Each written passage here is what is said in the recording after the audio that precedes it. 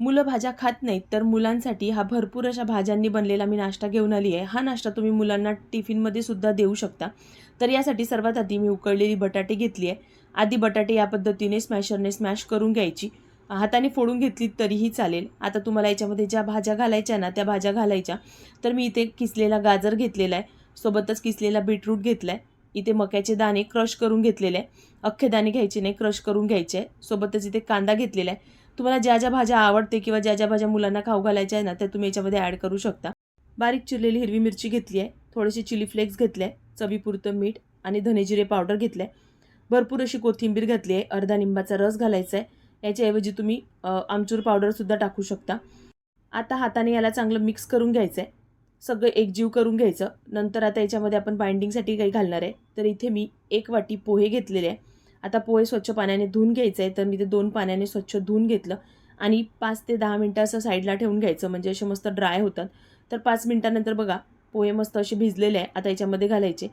यासोबतच बाइंडिंगसाठी मी ते 2 चमचे बेसन घेतलेलं आहे. सोबत थोडंसं लाल तिखट आणि हळद पावडर घातले. आता हे सगळं आपल्याला मिक्स करून घ्यायचं आहे. परत एकदा हाताने चांगलं मिक्स करून घ्यायचं. सगळं एकजीव करून घ्यायचं. आता याला तुम्ही कुठल्याही शेपमध्ये बनवू शकता. तर मी आता थोडंसं हाताला तेल लावून घेतलं आहे. आता यातलं थोडं थोडं मिश्रण घेऊन मी इथे सिलेंडरचा किंवा कटलेटसारखा शेप दिला आहे. तुम्ही इथे टिक्कीसारखे सुद्धा बनवू शकता. तर बघा या पद्धतीने सगळ्याला मी शेप करून घेणार आहे. याला वरून थोडेसे तीळ लावून घ्यायचे, म्हणजे ते तळल्यानंतर ना खायला खूप छान लागतात. तर बघा या पद्धतीने सगळे तयार करून घ्यायचे. मी परत एकदा बनवून दाखवते. बघा या पद्धतीने थोडंसं मिश्रण घ्यायचं हातावर आणि या पद्धतीने शेप द्यायचा आणि याच्यावरून थोडेसे तीळ लावून घ्यायचे.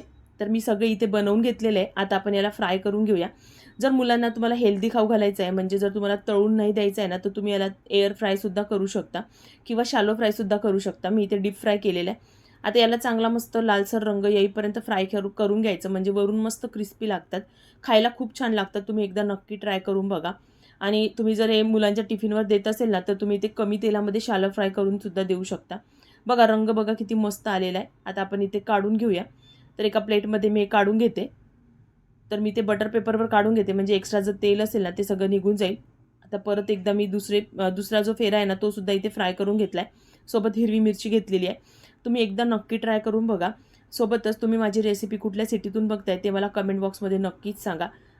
रेसिपी थोडी जरी आवडली असेल तर व्हिडिओला लाईक शेअर नक्की करा. चला तर मग भेटूया अशाच नवनवीन रेसिपींसोबत. Bye bye.